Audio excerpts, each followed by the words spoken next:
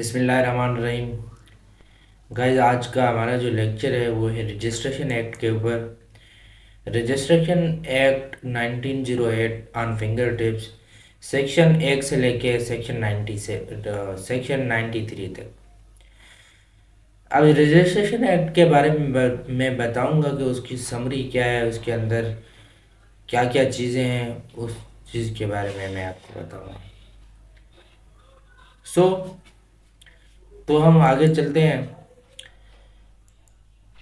That is कि registration refers to the recording of the contents of a document with a registering officer appointed by the state government। अब जो state government एक officer appoint करती है जो कि चीज़ों को रिकॉर्ड में रखता है या रजिस्टर करता है। अब रजिस्ट्रेशन एस्टेब्लिशमेंट में कौन कौन आ जाता है, उसमें एक इंस्पेक्टर जनरल ऑफ रजिस्ट्रेशन आता है और उसके बाद रजिस्ट्रार्स आते हैं, फिर सब रजिस्ट्रार्स आते हैं। जो इंस्पेक्टर जनरल ऑफ रजिस्ट्रेशन होता है उसे हम डीजी रजिस्ट्रेशन कहते हैं, जो कि प्रोविंस के लेवल पर होता है। फॉर एग्जांपल अगर सिंध है, पूरे सिंध का जो डीजी रजिस्ट्रेशन होगा वो एक होगा। फिर उसके बाद हम आएंगे रजिस्ट्रार्स कहाँ कहाँ पर होते हैं। रजिस्ट्रार्स डिस्ट्रिक्ट लेवल पर होते हैं।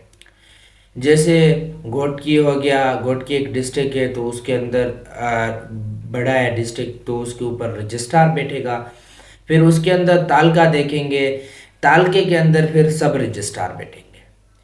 अब मैं आपको रिमाइंड करता हुआ चलूँ कि तालके के अंदर जो बैठेंगे उनको हम सब रजिस्ट्रार कहेंगे, जो डिस्ट्रिक्ट पर बैठेंगे हम उनको रजिस्ट्रार कहेंगे, वाइल जो प्रोविंस के लेवल पर बैठेंगे उसे हम डीजी रजिस्ट्रार कहेंगे, जिसे इंस्पेक्टर जनरल ऑफ रजिस्ट्रेशन भी कहा जाता है। तो एस्टेब्लिशमेंट में ये तीन ऑफिशियल्स आते हैं। उसके बाद हम आगे चलते हैं कि डॉक्यूमेंट कौन कौन से रजिस्टर करवाना ज़रूरी है। अब instrument of gift of immovable property, अब जो प्रॉपर्टी गिफ्ट की जाती है उसको रजिस्टर करना ज़रूरी है। बाप अपनी बेटी को कोई चीज़ गिफ्ट करता है या बेटी अपने बाप को कोई चीज़ गिफ्ट करता है, या बेटा अपने बाप को करे या बाप अपने बेटे को, मतलब कोई भी किसी को कोई भी चीज़ गिफ्ट करे तो उसको रजिस्ट्रेशन करवाना बहुत ज़रूरी है और रजिस्ट्रेशन होनी चाहिए। और दूसरी बात यह है कि other non testamentary instrument of immovable property of more than RS 100, 100 रुपये से जो भी चीज़ 100 रुपये मतलब 100 रुपये की मालियत से या 100 रुपये की चीज़ से जो भी चीज़ ज़्यादा होगी 100 रुपये से उसको रजिस्टर कराना ज़रूरी है। अब रिसिप्ट ऑफ कंसिडरेशन तीसरे नंबर पर आ जाता है, receipt of consideration. So what is the receipt of consideration? Receipt of consideration ये होती है जैसे आपने कोई घर परचेज़ किया, घर परचेज करने के बाद आपने जो उसका अमाउंट पे किया, you can also register debt amount, तो आप वो वाला अमाउंट भी रजिस्टर करवा सकते हैं। फिर आते हैं लीजेस of immovable property from year two year. अब जो चीज़ हम रेंट पर लेते हैं या लीज पर लेते हैं, आइदर ऑफ गवर्नमेंट और प्राइवेट, या गवर्नमेंट की हो या प्राइवेट की हो, तो उन चीज़ों को जो है ईयर टू ईयर हर साल गुजरने के बाद रजिस्टर करवाना लाजमी होता है। अब डिक्री और order of the immovable property, जो लास्ट पॉइंट में डिक्लेयर करूंगा, उसमें ये कहा गया है कि डिक्री और order of the court of immovable property. अब इमूवेबल प्रॉपर्टी की कोई डिक्री आ जाए या आर्डर आ जाए उसको रजिस्टर करवाना नाहित ज़रूरी होता है।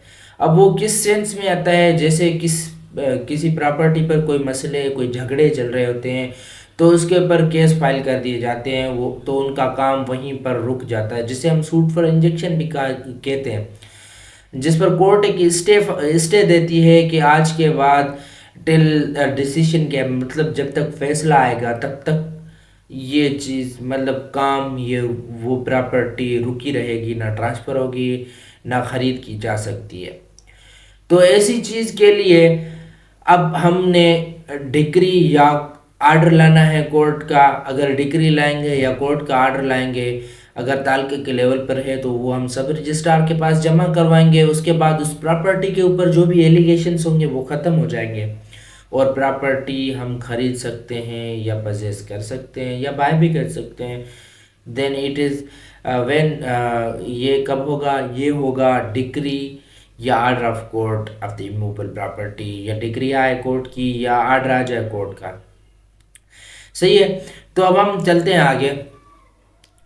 आगे कहता है कि टाइम ऑफ प्रेजेंटेशन।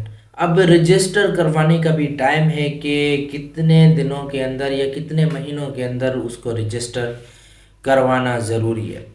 अब कोई भी चीज़ हो या एग्रीमेंट हो, जैसे हम कोई एग्रीमेंट करते हैं तो उसको 4 माह के अंदर रजिस्टर करवाना नाहयत ज़रूरी है। 4 माह के अंदर अगर उसको रजिस्टर ना करवाया गया तो उसको फजूल समझा जाएगा और उसकी कानून की नज़र में कोई भी वैल्यू नहीं होगी। अब 4 महीने में क्या हो, वो एग्जीक्यूशन हो जाए। एग्जीक्यूशन का मतलब जो एग्रीमेंट आपने किया है उसके ऊपर साइन हो जाए, उसके ऊपर कंसेंट हो दोनों पार्टीज़ की, तब हम उसको बोलेंगे कि 4 मंथ के अंदर उसको रजिस्टर करवाना है। अगर पार्टीज़ की कंसेंट ना होगी तो कैसे रजिस्टर होगा, वो एग्जीक्यूशन उसको कहते हैं। लिहाजा एग्जीक्यूशन, डेट ऑफ एग्जीक्यूशन क्या होनी चाहिए, डेट विच इट बियर्स, मतलब डेट ऑफ एग्जीक्यूशन ये होनी चाहिए कि डेट ऑफ एग्जीक्यूशन डिफरेंट होती है। फॉर एग्जांपल आपने रेंट 5 तारीख को किया या 10 तारीख को किया है, वो तो आपकी कॉन्सेंट पर डिपेंड करता है। जब भी किया है उस दिन से लेकर 4 माह के अंदर आपको वो चीज़ रजिस्टर करवानी है। अब प्लेस ऑफ रजिस्ट्रेशन, अब रजिस्टर कहाँ करवाना है आपको, वो document affecting immovable property in office of सब रजिस्ट्रार वेयर प्रॉपर्टी सिचुएटेड। अब सब रजिस्ट्रार के पास आपको वो रजिस्टर करवाना है। अगर आप डिस्ट्रिक्ट लेवल पर हैं तो वो आपको रजिस्ट्रार के पास करवाना पड़ता है रजिस्टर, लेकिन डिस्ट्रिक्ट लेवल पर भी एक सब रजिस्ट्रार बैठता है, पहले उसके पास करवाना पड़ता है, फिर रजिस्ट्रार के पास वो जाती हैं, फाइल्स मूव होती हैं, पूरा उनका रिकॉर्ड बनता है। Other document in the office of सब रजिस्ट्रार वेयर एग्जीक्यूटेड। अब जो दूसरे डॉक्यूमेंट्स हैं वो जो बनेंगे या एग्जीक्यूट होंगे या साइन होंगे वो भी सब रजिस्ट्रार की ऑफिस में रजिस्टर होंगे। Who can present the documents. अब सवाल ये पैदा होता है कि ये डॉक्यूमेंट्स प्रेजेंट कौन करेगा वहाँ पर। अब डॉक्यूमेंट प्रेजेंट कौन कर सकता है, पर्सन हु एग्जीक्यूटिंग इट, पहले तो वो पर्सन्स जिन्होंने ये एग्रीमेंट किया या कोई भी कॉन्ट्रैक्ट किया या घर परचेज किया इमूवेबल प्रॉपर्टी का। Okay, we are talking about the immovable property just, तो उसका किया तो उसको वो दोनों पर्सन वो कर सकते हैं, आइदर वन साइड की पार्टी हो या दूसरे साइड की पार्टी हो। फिर उसके बाद रिप्रेजेंटेटिव और असाइन। अब ऐसा रिप्रेजेंटेटिव, फॉर एग्जांपल जैसे कोई बंदा अपना वकील रख लेता है तो उसको पावर ऑफ अटार्नी देता है। पावर ऑफ अटार्नी के अलावा नहीं हो सकता कभी भी रजिस्टर। अगर आपने किसी को रिप्रेजेंटेशन के तौर पेश करना है कि ये फलां बंदा मेरी फलां प्रॉपर्टी रजिस्टर करवाएगा, तो उसको आप पावर ऑफ अटार्नी देंगे। वो पावर ऑफ अटार्नी आप फाइल करेंगे, प्रॉपर पावर ऑफ अटार्नी होती है जो नोटरी पब्लिक से ऑथ कमिश्नर पास करके फिर भेजता है, और उसके बाद फिर वो एक रिप्रेजेंटेटिव जाके आपकी कोई भी प्रॉपर्टी रजिस्टर करवा सकता है। अब पावर ऑफ अटार्नी के अलावा वो नहीं करवा सकता, ये एक एक्सेप्शन है। या कोई एजेंट, आपका कोई ऐसा एजेंट हो, फॉर एग्जांपल 2 पार्टीज़ हैं उनके अंदर जो करवा रहा हो एग्रीमेंट, वो एजेंट भी वो उस चीज़ को रजिस्टर करवा सकता है on the consent of both parties. अब उन 2 पार्टीज़ की कंसेंट पर ही करवा सकता है, अगर उनकी कंसेंट ना होगी तो नहीं करवा सकता। तो अब हम आगे चलते हैं इंक्वायरी। अब उसके ऊपर सब रजिस्ट्रार की क्या क्या ड्यूटीज़ हैं कि उसके ऊपर क्या इंक्वायरी करेगा। पहले वो देखेगा आइडेंटिटी ऑफ द पार्टीज़ की आइडेंटिटी देखेगा। वो देखेगा एनआईसी उनकी चेक करेगा या शनाख्ती कार्ड उनका चेक करेगा, उसके ऊपर देखेगा फ्रॉम वेयर दे बिलोंग, वो कहाँ से बिलोंग करते हैं। फिर उसके बाद authority of the person appearing, उसके बाद वो देखेगा कि अथॉरिटी क्या है उन पर्सन की। ऐसा नहीं है कि एक मजदूर है उसने 2 करोड़ का घर खरीद लिया है तो पहले वो उससे जस्टिफिकेशन मांगेगा सब रजिस्ट्रार कि भाई आपने 2 करोड़ आप लाए कहाँ से हैं जो आपने ये घर परचेज किया है। हो सकता है वो इलीगली तौर पर हों, इसलिए उसको ये सफाई देनी पड़ेगी कहाँ से लाया। मतलब अथॉरिटी जज करना भी ज़रूरी है सब रजिस्ट्रार की ऑफिस में उसके लिए। फिर वेदर द डेनी एग्जीक्यूशन, अब उनसे एक कंसेंट लेगा पार्टी से कि भाई क्या आप ये चीज़ एक्सेप्ट करते हैं कि आपने एक एग्रीमेंट किया है या नहीं करते। तो उनके ऊपर उनकी प्रॉपर एक कंसेंट लेके फिर एक रजिस्ट्रेशन मुकम्मल होगी। फिर उसके बाद ये देखेगा कि वेदर माइनर है, इडियट है या ल्यूनेटिक है। माइनर हम उसको बोलते हैं जो बिलो 18 हो, 18 साल से कम उम्र वाला है तो वो कोई भी चीज़ रजिस्टर नहीं करवा सकता। इडियट है या फिर पागल है तो वो भी कोई चीज़ मतलब रजिस्टर नहीं करवा सकता। मतलब जो सेन ही ना हो, जिसको होश आवास ना हो, वो चीज़ वो रजिस्टर नहीं करवा सकता। इस चीज़ की इंक्वायरी सब रजिस्ट्रार अपनी ऑफिस में करता है। सही है। तो अब हम आगे चलते हैं। Time for which registration for which register document. अब टाइम क्या है डॉक्यूमेंट रजिस्टर करवाने का। सही है। A document executed earlier but registered later will have precedent over a document which the registered earlier in point of time was in fact executed later. अब ऐसा document जो आप एग्जीक्यूट पहले करते हैं वो आप रजिस्टर बाद में करवा सकते हैं विद इन द 4 मंथ। सही है। अब ऐसा डॉक्यूमेंट जो आप एग्जीक्यूट ही ना करें तो वो आपको आप रजिस्टर नहीं करवा सकते एट द पॉइंट। पर आप एक शर्त पर रजिस्टर करवा सकते हैं कि आप उस डॉक्यूमेंट को रजिस्टर करवाएं कि भाई ये फ्यूचर इंडिविजुअल्स के लिए, मतलब फ्यूचर में कोई भी ऐसी कंडीशन मैच होगी तो ये चीज़ एप्लीकेबल है या नहीं है उस चीज़ के लिए। अब दूसरी पॉइंट पर आते हैं। If the parties to are document intended title should not pass until the happening of some future event, the document will operate only from the date of happening of some।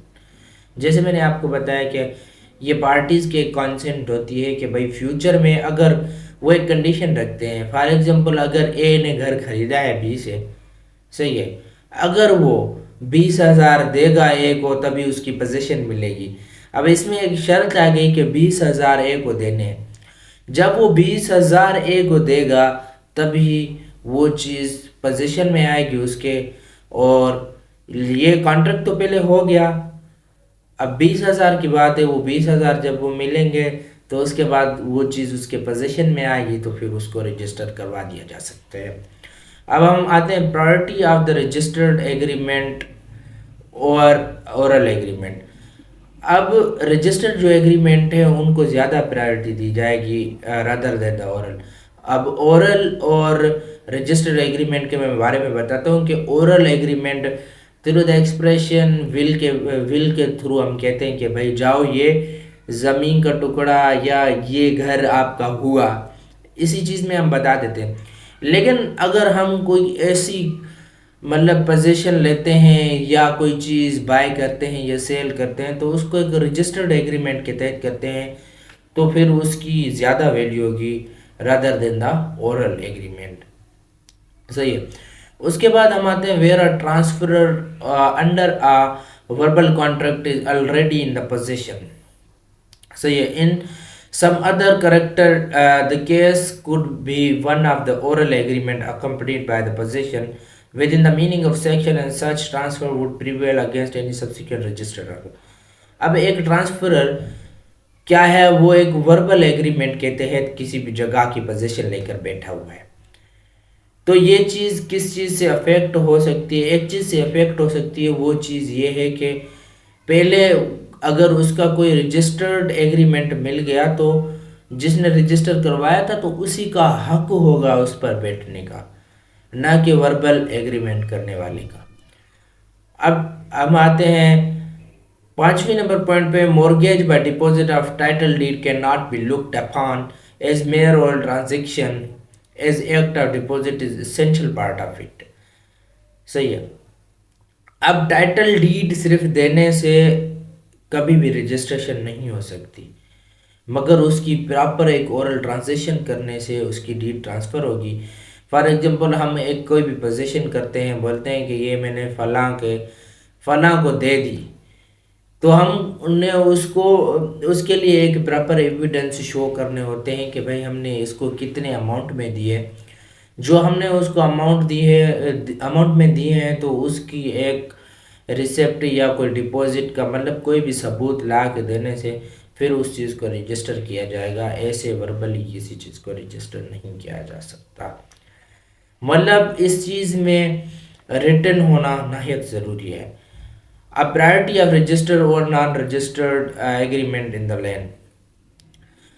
अब उन चीज़ को ज़्यादा priority दी जाएगी जो registered होंगे, जो registered नहीं होंगे उनको ज़्यादा प्रायोरिटी नहीं दी जाएगी। अब हम लास्ट पॉइंट पर आते हैं जो कहता है when an instrument which purports to transfer title to the property requires to be registered, the title does not pass until registration has not been effected। अब हम कोई चीज़ किसी को दे देते हैं, फॉर एग्जांपल ए ने बी को एक प्रॉपर्टी दे दी कि भाई आप ये प्रॉपर्टी को फुली इंजॉय कर सकते हैं, लेकिन वो तब तक अफेक्ट नहीं हो सकती जब तक वो रजिस्टर ना हो। अगर मैंने कोई घर खरीद कर लिया किसी बंदे से और मैंने उसको रजिस्टर करवाया ही ना हो, वो तब तक मेरे नाम पर नहीं हो सकता जब तक मैं उसको रजिस्टर ही ना करवाऊँ। सही है। तो अब हम आगे चलते हैं। आगे क्या कहते हैं, effect of non registration of document required to be registered. अब उन चीज़ का इफेक्ट क्या होता है जो डॉक्यूमेंट्स रजिस्टर्ड ना किए गए हों। उन चीज़ का इफेक्ट ये होता है कि भाई इमूवेबल प्रॉपर्टी का no effect any immovable property. For example अगर मैंने एक घर खरीद कर लिया है तो उसके ऊपर मैंने कोई रजिस्ट्रेशन नहीं करवाई तो मैं कानून की नज़र में मतलब मैं उसका हकीकी मालिक नहीं हूँ, तो उसका कोई भी इफेक्ट नहीं होगा कि मैं इस प्रॉपर्टी का मालिक हूँ या नहीं हूँ। मतलब अगर प्रॉपर्टी की मालकी भी करनी हो या किसी चीज़ का ये देना हो कि भाई he is the owner of फला प्रॉपर्टी, किसी चीज़ का वो ऑनर है, तो उसके लिए उस चीज़ को रजिस्टर करवाना ज़रूरी होता है। अगर नहीं होगा तो उसका कोई इफेक्ट नहीं होगा। Confer any power to adopt. अब अगर मेरे पास कोई रजिस्ट्रेशन ना हो और मैं किसी और मॉर्गेज को बिठा दूँ, सॉरी मॉर्गेज को नहीं बल्कि मैं किसी को लीज पर दे दूं या रेंट पर दे दूं, मेरे पास कोई पावर नहीं बनता कि मैं किसी को लैंड पर दे दूं, रेंट पर दे दूं। Are not to be received in the evidence. अब ऐसा हो कि मैंने रजिस्ट्रेशन ली ना हो और कोई आए और मेरी प्रॉपर्टी के ऊपर कब्जा करे, सही है, और मैं वर्बली बोलूँ कि मेरे पास इस प्रॉपर्टी में रहने का हक है मगर वो प्रॉपर्टी रजिस्टर्ड ना हो, तो ऐसी सूरत में वो एविडेंस मेरा कबूल नहीं किया जाएगा।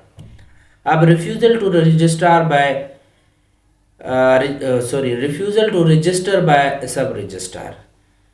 अब जो सब रजिस्ट्रार है वो एक रिफ्यूज़ल देता है कि ये भाई प्रॉपर्टी हम रजिस्टर नहीं कर सकते, उसका एक पावर है। तो इस रजिस्ट्रेशन एक्ट में उसको एक पावर दिया गया है कि वो उसके सब रजिस्ट्रार के पास एक पावर है कि वो डिनाई कर सकता है किसी भी चीज़ को रजिस्टर करने से जब वो देखेगा कि जब वो इंक्वायरी करेगा, इंक्वायरी में कोई भी ले आ गया, मतलब उसके अंदर कोई भी ऐसी चीज़ पाई गई कि वो रजिस्ट्रेशन करने के काबिल ना हुई, तो सब रजिस्ट्रार उसको रजिस्ट्रेशन करने से मना कर सकते हैं। तो अब हम आगे चलते हैं। रेमेडीज़ कौन कौन सी अवेलेबल हैं। Remedies available if registration refused. अब कौन कौन सी रेमेडीज अवेलेबल हैं कि अगर रजिस्ट्रेशन रिफ्यूज़ की गई हो सब रजिस्ट्रार से। सब रजिस्ट्रार कोई मेरी प्रॉपर्टी रजिस्टर करने से मना कर रहा हो तो उसके लिए मेरे पास क्या रेमेडी अवेलेबल है, तो मैं कहाँ जा सकता हूँ, मैं किसको बोलूँगा कि भाई ये चीज़ रजिस्टर करवाई जाए। तो उसके लिए मैं अपील कर सकता हूँ, अपील टू द रजिस्ट्रार। मैं रजिस्ट्रार को अपील करूंगा। अगर तालका लेवल पर है तो सब रजिस्ट्रार मेरे रजिस्ट्रेशन करने से मना कर रहा है तो मैं डिस्ट्रिक्ट लेवल पर रजिस्ट्रार को अपील करूंगा। और इधर मैं आपको ये बात बताता चलूँ कि अपील हमेशा लोअर टू हायर अथॉरिटी को होती है। सब रजिस्ट्रार उसकी लोअर अथॉरिटी है तो उसकी हायर अथॉरिटी रजिस्ट्रार है। और अगर रजिस्ट्रार के पास कोई ऐसा पावर हो कि वो मेरी प्रॉपर्टी रजिस्टर करने से मना कर दे, तो फिर मैं डीजी रजिस्ट्रार के पास चला जाऊंगा, मैं उसके पास अपील दायर करूंगा। अगर वो भी मेरी अपील नहीं सुनता तो फिर मैं सर्विस ट्राइब्यूनल के कोर्ट में चला जाऊंगा, जिधर मैं अपनी अपील चलाऊंगा। सही है। तो अब हम सेकंड नंबर इसकी पॉइंट क्या है, वो है एप्लीकेशन टू द रजिस्ट्रार। दूसरे नंबर पर हमको एक एप्लीकेशन देनी पड़ती है रजिस्ट्रार के कि भाई फलां प्रॉपर्टी जो मेरी रजिस्टर नहीं हो रही, जो जिसमें फला फला इफेक्ट है, मतलब जो जो भी उसमें इफेक्ट होंगे वो हमको क्लियर करने पड़ेंगे, और उसको एक एप्लीकेशन देनी पड़ेगी कि सब रजिस्ट्रार को आर्डर पास करें कि वो मेरी ये प्रॉपर्टी रजिस्टर करे। फिर उसके ऊपर एक प्रॉपर इंक्वायरी होगी, इंक्वायरी करने के बाद वो रजिस्ट्रार एक आर्डर निकालेगा सब रजिस्ट्रार को कि इसकी ये प्रॉपर्टी रजिस्टर कर दी जाए, अगर वो रजिस्ट्रेशन करने के काबिल होगी तब। अब तीसरे नंबर पे इंस्टीट्यूट सिविल सूट, जैसे मैंने आपको बताया कि अगर इसमें मतलब सब रजिस्ट्रार रजिस्टर करने से मना कर दे, फिर रजिस्ट्रार रजिस्टर करने से मना कर दे, अब हम डीजी के पास चले गए, उसने भी मना कर दिया, तो हम एक सिविल सूट कोर्ट में डाल सकते हैं, जिसके अंदर हमारी रेमेडी ये होगी कि इसको या सब रजिस्ट्रार को कोर्ट डिक्लेयर करे कि उसको ये मेरी प्रॉपर्टी रजिस्टर करे। Thank you all. उम्मीद करता हूँ कि आज की मेरी ये वीडियो आपको अच्छी लगी, कि अगर अच्छी लगी है तो लाइक, सब्सक्राइब और कमेंट ज़रूर कीजिएगा। Thank you. अल्लाह हाफिज़। Have a nice